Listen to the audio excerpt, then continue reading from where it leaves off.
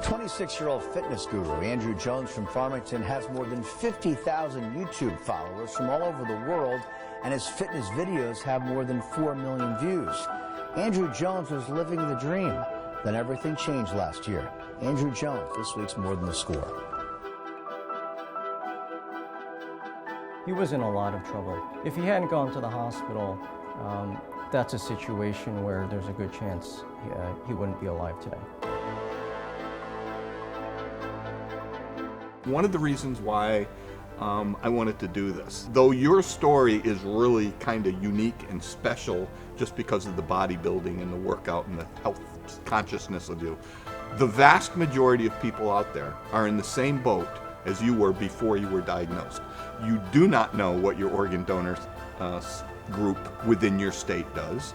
You don't really know how important organ donation and what it means to multiple people around the world. You don't know those things until you're forced to. Yep, until it becomes absolutely necessary that you know what these people do, because you're working with them on a daily basis and they're trying to save your life. So, you know, AJ, one of the things that struck me and will stay with me probably for the rest of my life was the image of you in your hospital room, hooked up to all your monitors and, you know, diagnostics, doing push-ups on your hospital bed. Yeah. What was going through your mind? What was it that, you know, that goes against everything? I'm sure your doctors, your nurses, you probably locked the door so they couldn't come in. But, I mean, to do that just, you know, it literally took my breath away to see you doing that. What was going through your head when you did that? Honestly, it was just the urge to move. You know, all I had to my disposal was walking around my ICU, ambulating around my ICU unit with my IV pole. And it just hit me, like when I was doing those push-ups, I was like, you know what, I should film this, or, you know, take some pictures, because I'm going to remember that. And not only that, but I want people to not have excuses to better themselves, like to finding any moment, like if you're just sitting and watching TV, you know, during commercial break, go and do some push-ups. So I had nothing going on except, you know, all the ICU stuff. And again, it was me trying to not lose myself. I just wanted to remind myself that I still had this fight in me. And when I decided to start doing the push-ups, it was just me. To me, that picture encompassed you. That's a Completely. good way to put it. It really does kind of, in a nutshell, that there's one image that's who I am. Yeah. So, okay, so now you're working out, you have your LVAD, you're going to the gym. Right. You're feeling like, okay, things are coming back. Yeah, things are feeling better. Exactly. Yeah. I'm out working my nonprofit organization and meeting a lot of great people, raising money, and you know, it felt really great to have been able to do this despite my illness. And so, but you had this thing on you, right? Yeah. So you have this thing that's basically your heart in a box. Yeah. But deep down or somewhere, you know that there's going to be a point where they're going to take this out and they're going to put a heart in. That's so right. During the entire time you have this on, is that in your head? Are you constantly thinking, Honestly, when's the call coming? Only at the times when I sit down and I'm not doing anything. And being busy is probably one of the better things for me. Yeah. And man, what a blessing it actually was, because I had so many opportunities to share my story in ways that I never thought possible. So, you know, I'm a big movie fan. One of the things on my bucket list was to go to Universal Studios in LA and take the trolley tour so I can see all the backstage sets where all the magic happens. And one day I get an email, better yet, a message on Instagram, because that's where I was sharing my story. And this is after, like, the story has kind of blown up and I've amassed, like, you know, tens of thousands of followers. And then I get this message from Hallmark, and they say... The card company or the production company side, yeah. Okay. Yeah, we're gonna put you on a greeting card. Best wishes from AJ. Have me pop out and wave when you open it. But no, it was the production company, and they said, you know, you have a great story, and we'd love to interview you on our show, Yes. Home and Family. And they were like, we're at Universal Studios back lot, and I freak out because I'm like, yes, and here I am, and I know my doctor. So another disclaimer, again, listen to your doctors when they say not to travel, because they said in case you get a call, You have to be there. you got to be there, and if you get a call and you can't make it back in time, that's it. And so I'm like, I really had to think like, all right, so when we do this, we have to make a quick turnaround. So get there, we got to do the interview. Like I get there, I spend the night to settle in, and then do the interview. But man, when they brought me to the back lot, I'm like, oh, this is where they filmed Back to the Future. These are the cars from Fast and the Furious, and I'm just geeking out because I couldn't believe it. Like, so it was just so surreal. Like the way they brought you into the back lot, they bring you, their set is like right in between the Wild Wild West and where they filmed Whoville for Dr. Seuss's The Grinch Stole Christmas. And then they got this nice, perfectly manicured suburban home with like green, fresh lawn, and that's where they shot everything inside. And I'm just like, it was like a dream world for me. And then next thing you know, the trolley comes driving by, and I'm like, wow, I'm not just, you know, seeing the set. I'm on the set in a production. Cross that off the bucket list. And again, this was just, you know, I'm not trying to brag or anything, but this is what happens. Like, and this is, again, from expressing my gratitude, not being afraid to share what I'm going through, especially when you know it can help people. And now I am doing a television interview that will be seen by so many people, and it definitely a very great high interview, point in my by the way, life. too. Thank you. It was a fabulous interview. Yeah, and having the Those guy people from were cool. Those people. they that were did that. so awesome, Yep. really. And then they had like a whole food segment that I was on, and they got to eat the foods that the chef was. It was so cool. But you know, the more and more I was doing this, I was getting more and more excited, and having a lot more faith in, you know, where I was headed. So things became a lot less scary. I was still meeting up with my doctors. I was doing everything right, and you know, from doing interviews and you know local interviews and whatnot.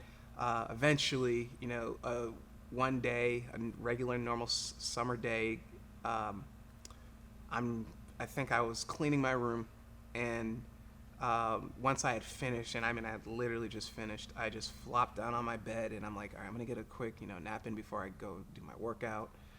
And my phone rings, and I recognize the number right away. It's my hospital transplant team. And I, you know, pick it up, and I'm assuming that, all right, we got to do a medicine change, or we need to up your blood thinners or something. You got to come in for a checkup on your LVAD. And the first question they asked is, you know, hey, how are you feeling? Are you on top of the world? And I'm like, well, that's a weird question for a transplant team to ask, but it's a normal day for me. And they said, well, we may have found a heart for you. And so for some reason, I just didn't like say, oh my God. I kind of just stood on the phone. I was just like, okay. That's all I said. And they're like, so are you feeling on top of the world now? And I'm like, I'm starting to shake a little bit, but I think I'll be okay. And so they said, you know, there's no need to rush to the hospital. You know, take your time. You know, we're still working some things out. And I remembered that, you know, the initial phone call is not the final phone call. You could still have a follow-up phone call saying things didn't work out. Yeah, the heart wasn't transplantable for some reason or whatever. Right. So for me, I couldn't handle the anticipation, so I went and got one last workout at my gym, just for good time, you know. And so, you know, I was actually working with a trainer at the time, and I told him the news, and I'm like, all right, but I really don't want to talk about it right now. I just want to do a workout. And he's like, all right, so let's do this workout. And I finished the workout. Still no phone call from the hospital. So I get on the phone with one of my best friends who lives down the street from me, and I say, can I just come see you for a little bit? I just, you know, hang out. He's like, are you okay? And I'm like, yeah, everything's great. I'm just going to come say hi for a little bit. And I come out, and he's already walking out because I think he's very concerned. And he was actually a nurse, so he was the perfect person to call. And the first thing I said to him was, So the hospital called, and he knew exactly what that meant. He came and gave me the biggest hug. And then his mom comes out, and I say the same thing. Yeah, the hospital called, and and so she came and gave me a big hug. I had already called my parents and told them the news, and I said, all right, well, just, stay put for now because, we might get a phone call. And, they don't listen to me for anything. So they were already on a flight coming up here. And, that's the Jones way, regardless whether it's going to work out or not. Yeah, they're going to be there to support. And it was just another moment where, you're surrounded by all these people that are supporting you. And me and my friend, he actually drove me to the hospital where I met up with my brother. Because you did get the call? I did get the call to come in. So they said, so you're okay. Just don't eat anything, which was probably the hardest part about it. Actually, the second hardest part, and I'll get to that in a moment. So, don't eat anything. Come in when you're ready. And so it was a nice, easy transition. And so my best friend, he drove me to the hospital, and we started blasting music in the car, just happy, just celebrating. And then what hit me for a moment, and I didn't want to bring him down at the time, but it hit me that I was like, this is only happening because somebody had passed away. And there's a family in mourning right now. Mm-hmm. And so I had to kind of, as happy as I was, as happy as my friend was, my family, I still had to ground myself to prepare me for this surgery. Mm-hmm.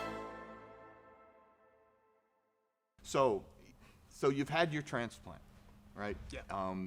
You wake up in the ICU and you immediately know, I feel better. I feel different. I feel better. Oh yeah. Whatever we just did in the surgical process has really had a benefit. Mm-hmm. But what was the follow-up to that? Because that's really the beginning. Exactly. It's the end of one stage, but it's the beginning of the biggest stage. So what was that like? It was, so again,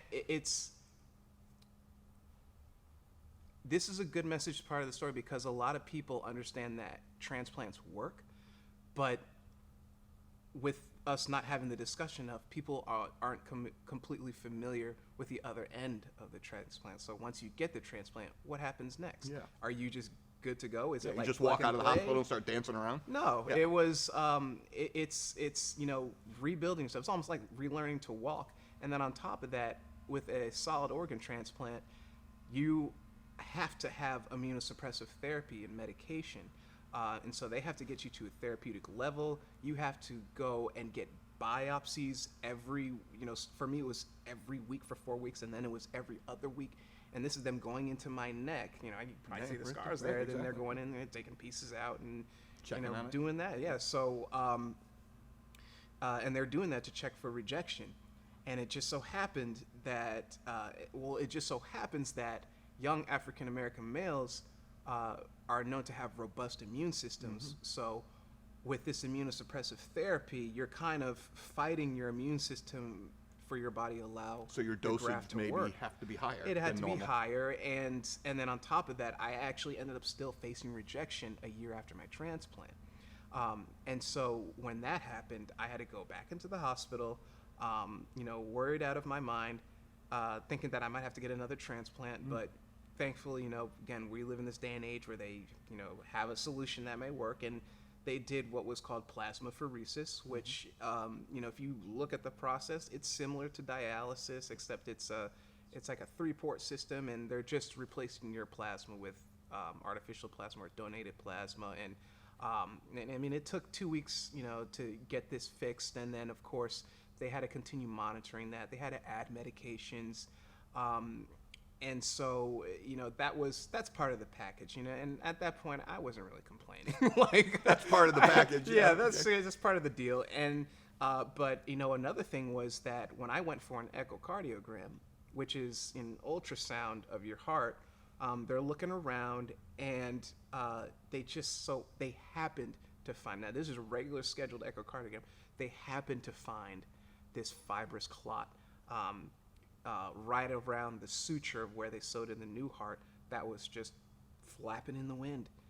And I'll never forget the tech's face when, this is serious, but looking back, it was kind of funny because her face just dropped. Like, she was looking at it, and the techs, they're not supposed to, tell you results. Show you any emotion or anything, right? She said, "Oh boy." And I'm like, oh shit. Oh I'm like, boy, what? Sorry. It's okay. This is R-rated. It's cool. It was one of those moments, Yeah. and so she's oh boy, and she's I'll be right back. I'm gonna go talk to the cardiologist, and I'm like, this isn't good. This isn't good. Yeah. So yeah, they said, so we found this fibrous clot that is literally flapping in the wind, and we're lucky that it's fibrous, meaning that it's kind of like hooked stuck on. to the Yeah. but still, like, this It thing could come was- loose. It looked like a small dime, like a little bit smaller than a dime, and if it came loose, You're done. and so it wasn't long till, got another phone call saying, we're going to have to open you back up. Third open heart surgery on the books. And so, but this time I went in with a completely different attitude. I have been around this for long enough, and I have developed this incredible trust with my transplant team. And I went in there with little to no fear that they would be able to get this done and have me back on my feet. That's And awesome. That's And exactly there's what they another did. message. We just have endless messages here, but Yeah. that's another one that you will have a bond with this team that has saved your life, and that will be with you forever. And if it wasn't for COVID, before COVID, I was able to just go up when I could, especially not working for the Organ Bank. I found myself at Harvard Hospital. I would just, when I could, just go up to the 10th floor and say hello to the staff. I mean, at least, some of them had Yeah. transitioned to different places, but I just wanted to come and say, how's everybody doing, That's so Because one of the things that you don't get to see enough of, and outside of meeting your family, all these people, I could say it was probably hundreds of people that put in the work just to keep me alive. You get to be a part of that full circle and, remind them that their labor doesn't go unacknowledged, Unnoticed or unnoticed. right. And so I'm hoping that, just by coming back to say hi, I'm happy to be able to at least inspire you. They could be on the verge of a burnout or something like right. that, and just by Seeing your donors face. coming by, and outside of organ donation, go and thank the people that did surgeries on whatever you've done, and but thanks to COVID, that kind of shut things down, but still, I get to go and meet families and hear about people who are waiting, and then I get to hear the news that they got the transplant. A friend of mine in the past who was waiting for a transplant, she had an LVAD as well, and she just got a transplant. I'm super happy for her, and just being able to be exposed to all these miracles. But unfortunately, as many miracles there are sad stories. flip side of it, yeah. But either way, it grows you for the better.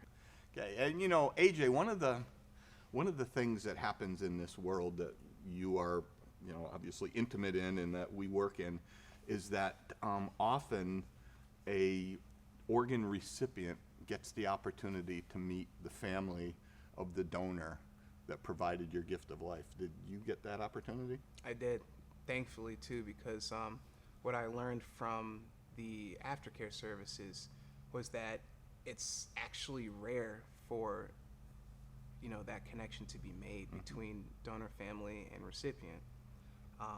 After my surgery, going in when I had gotten into step down at the hospital, I began drafting letters right then and there because I was just feeling so grateful and just so looking forward to the rest of my life. But I realized that I couldn't send them yet, because there were so many things that still had to happen. I still wanted this heart to be, I wanted the heart to, warm up to being in my body.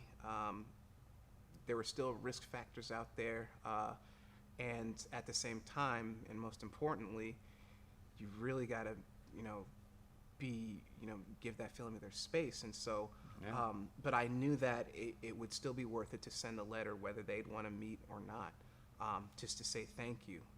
Because again, biggest lesson coming out of this is expressing gratitude, and it can only lead to greater things. And after about 40 or 50 drafts through the next 3 years, I finally went to aftercare services and asked them, what's the best way to approach this? And they said, we can help you out this way. We'll, help you draft your letter. We'll, try to tell you what things to say, not say.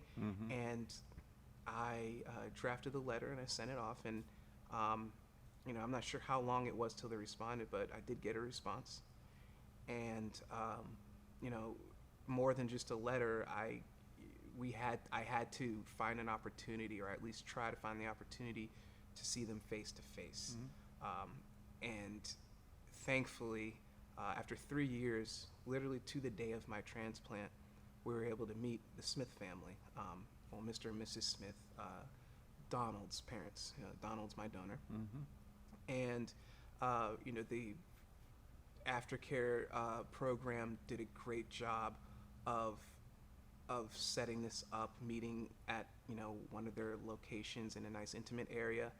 And when we met, you know, emotions were flying all over the room, and you know, and it was just, I think what a lot of people have a dilemma with when trying to reach out or thinking about reaching out to their donor families is that they don't know what the right thing to say is. And the truth is, there is no right thing to say, because the right thing would bring their loved one back, and we know that's not possible. So the best thing to do is just to, you know, face that fear of saying thank you, even though you're at, you know, there's no words. No thank you can really cover it. Exactly. So what we ended up doing was just getting to know each other.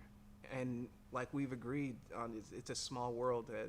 Both my dad and Donald's dad actually worked for Pratt & Whitney at some point in time and had crossed paths at one time. That's right. Yeah. Wow. And Rosemarie, his mother, brought a family album and had pictures of Donald and his family. And I learned that Donald liked working on his motorcycle, was a motorhead kind of like I am. I mean, he's probably more of a motorhead. Like, he knew how to do all things, but I would work on my car too and do the best to, you know, make it run. And I'm finding all these similarities and, of course, the differences in what, you know, makes us who we are.